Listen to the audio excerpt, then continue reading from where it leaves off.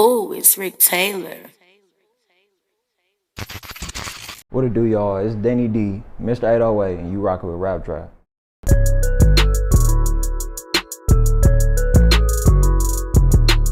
Yo, what's going on, man? It's your boy Rick Taylor back for another episode of the Rap Draft. I got my dog Danny414 with me, man. What's going on? What's up, man? Nothing much, man. Here on the Rap Draft, we like to interview artists of all kinds, like whether you're a painter, artist, a barber, producer, whatever you do, this is a platform for you. And we like to pretty much let the fans know and the people who don't really know you, let them know more about you and what you do in a day in the life of your what you do, in a day in the life of you. So with that being said, my first question for you is, where was you born and raised? I was born and raised in Milwaukee, Wisconsin. I didn't stay here for long, but I stayed here for a good, 6, 7, 8 years, and then I moved. I lived in Memphis for a little minute, stayed in Memphis for a couple of years, came back to Milwaukee, and then made this where I'm gonna stay. Right, okay. Now, since you said you lived in Milwaukee and Memphis, like what was your childhood like living in both cities? My childhood in Milwaukee, it was pretty cool because Milwaukee wasn't that like crazy now, but they go green. But it was pretty cool.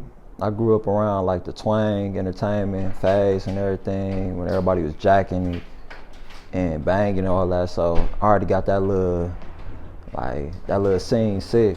Right. So it was pretty cool. Right. And then like staying in Memphis. Memphis was a whole different type of rodeo really. In Memphis they got a whole different type of flow. They got some big hard hitting rappers already. Right. And it's a different type of little mood, they say, basically. So Now, for the people who want to know, who is Danny414? Danny414, other than a music producer, I'm a money man, I'm a businessman. Any way I can make money, I'm gonna keep on doing it.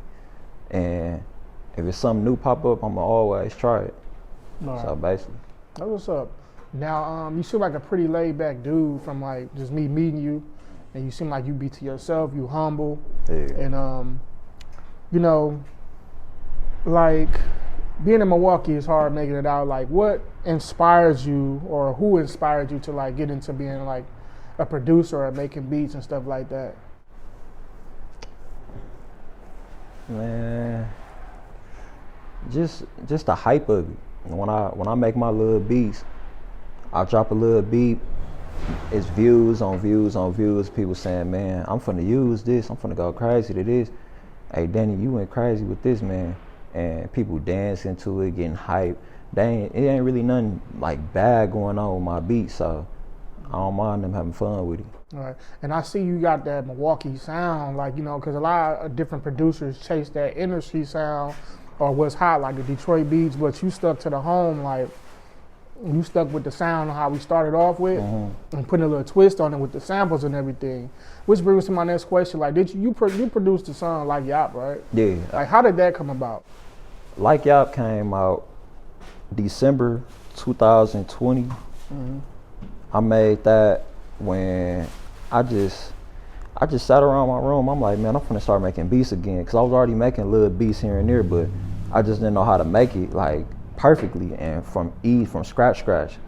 But I started working with it, playing around with the pad, and I'm like, I'm finna sample something. I always wanted to sample music. I ain't never want to just make my own type of melody. So I just said, I looked up top hits, top 2,000 hits, and Natasha Bedingfield popped up, and I said, you know what, I'm gonna try that one. Found her little part that's the main, like her little hook. Use that hook, threw some bass in it, tried to make it sound as Milwaukee as it could be. And then as soon as I made that, it was not even no 2-minute beat or nothing. It was a 26-second beat, and I let that sit on my computer for like a month before anybody even heard it. Now, like, how did you like? Was it a process? Like, did you let a lot of different artists hear the beat, or did you have in mind, like, I think Shawn P them would be good for this? Like, how did that process go? I didn't care about being a producer. I didn't care about being a producer at all. I started doing that I let my boy hear because since it was 20 seconds, I knew nobody couldn't rap on it, and I didn't want to make it longer. So I told Esco he could make a challenge with it or do something with it. So he posted it on Dub Smash as the Esco challenge, and it got plenty little views and stuff. So I'm like, all right, bet. Like, I'm finna make the song a little longer. So went made the beat a little longer. I was on a call with him showing it. So he like, okay, well, make the beat a little longer. He heard the beat longer. So I said, all right, bet. We could make the song. Shawn was on a video call with us, and he said, hey, let me hop on that. And we didn't have no problem. We like, yeah, go ahead, hop on it. So they made their little song. Esco did his verse. Shawn did his verse. We dropped it, and boom. Yeah, man, that took off, bro. Like on TikTok, man. Like when I heard it, I'm like, oh, that's Milwaukee right there, because I hear the sound and the beat and the bass and stuff. Yeah. So like with that song and that TikTok, like that song period, like going viral on TikTok across the world. Like what was that reaction like for y'all? And like how did like what is the success after that? Like explain life after that song blowing up on TikTok. When it came out and I seen everybody going crazy about it, the first day I was like, man, since I got this jumping, I'm finna do all I can with what I got right now. So I'm like, man, I'm finna start dropping. I'm finna text this to everybody. I made this beat. Let's do work. I'm hitting up everybody. I text so many people, and I mess around. I got some responses back. Like, let's work. I just still didn't know all about beats and all of that to even like follow them up, but I still tried my best. That's what's up, man. Y'all did a good job, man. You did a good job with that beat code. And then that led me to like going and listen to other beats and stuff like that. I'm like, I see where he going in the direction. Yeah. And keeping that Milwaukee sound with, but sampling like up to date stuff or old stuff, it don't matter. Like, and it's dope, bro. It's good to hear like, you know, creativity and originality. Yeah. And congratulations to that. Thank you. For sure. Now, since we talking about Milwaukee sound, like, you know, beats and stuff like that, how can you describe your sound? My sound, I'm not gonna say I'm all my beats unique. I don't know. I stole. I ain't gonna say stole. I inherited the Milwaukee little flow, and so I just mixed it up a little bit. I threw some new style to it. Basically, it's like a Milwaukee drill. So basically, I'm trying to make beats that people could rap on, other than dancing, but they can still have that little bounce flow. Yeah. So. Yeah. Now you do a good job at that. Like, have any other artists, like, what other artists have you produced for in the city? Like, it can be either in Milwaukee or it could be like mainstream or whatever. What other artists you produce for? Most of the whole Milwaukee, I'm pretty sure most of them has used my beats. I know Shawn, Esco, Nas, Trap Dummy Nas. Who else? We got PPG. Most I don't know. They use my beat. RTM, Escobars, SOS. It's a bunch of groups. It's plenty of groups. I can't even name artists. Mostly I can name their whole groups really. Most of them they use my beats, and they did their thing with them. Right, that's what's up. Like, you know what I'm saying, you getting your name out here more. And Tario. Tario, he did some. I'm pretty sure. I think Mary Mac. I can name a few. Big Frank, of course. Lil Chicken. It's a bunch. That's what's up, man. Like, you like one of them top producers now. Like, especially like after going viral on TikTok, and I know a lot of people like, who made this beat? You know, because I was even wondering. Then I seen him. Like, okay, let me go check bro out. Yeah. And I tapped in, so I think that's pretty dope.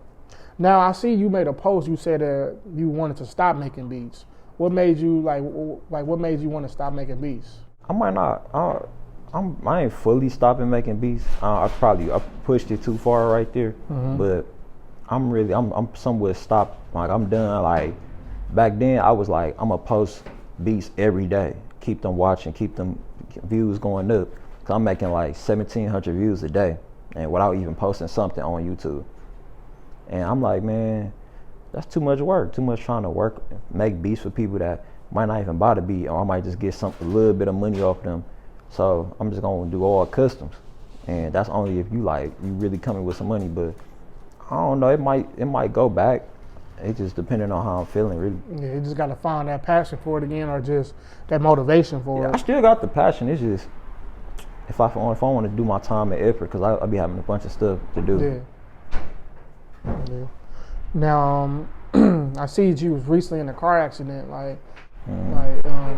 What happened with that car accident and stuff like that? How did that happen?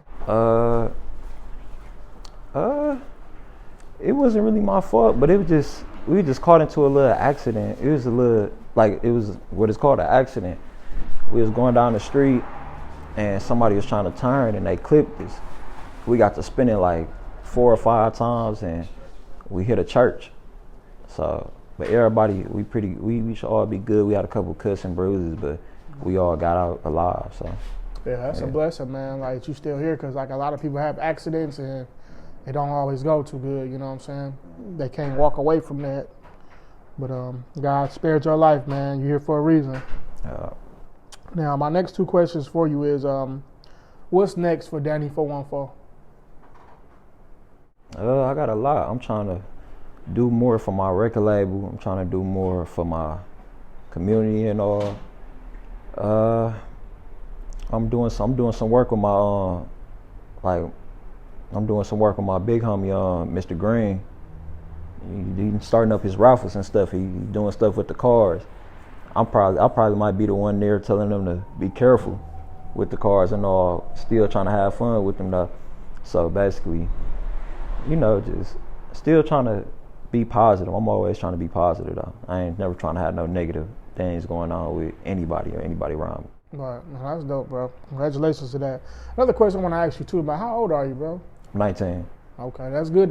For you to be that young and have that mindset that you have, and you just so calm, that's dope. You don't see that too much or too often. You know what I'm saying? So, and you got a long way to go. Who knows where you might be? Which brings me to my next question and my final question, which I ask everybody who come on this show this question. Where do you see yourself in 5 years? 5 years. That's at 25. I probably see myself set.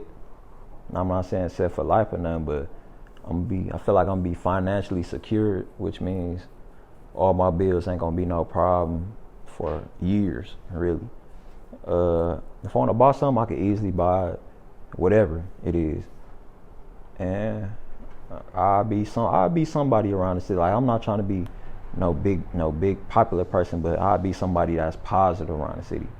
I feel like I see myself in that position in 5 more years. That's dope, bro. I could see that happening. I could see that because you're on the right path right now. You're in your own lane. And that's the thing when I say originality, that stands out more than what's popular right now, because everybody want to chase that next sound and you got your own style.